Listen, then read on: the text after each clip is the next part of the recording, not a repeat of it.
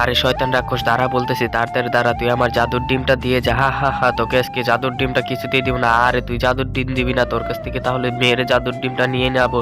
আরে ও তো নিচে পড়ে গেল, এখন আমাদের নিচে যেতে হবে, তাড়াতাড়ি নিচে যে। আরে নিচে ডিমটা যে কোথায় বললে, এখন আমরা কি করে খুঁজবো ডিমটা? তুমি আমাকে যেভাবেই হোক ডিমটা খুঁজে এনে দাও না। আর ওই তো একটা মানুষ। বন্ধুরা, তোমরা তো সবাই আল্লাহকে ভালোবাসো তাই না? যদি আল্লাহকে ভালোবেসে থাকো, চ্যানেলটাকে সাবস্ক্রাইব করে ভিডিওটাতে লাইক করে কমেন্টে বলে যাও আই লাভ ইউ।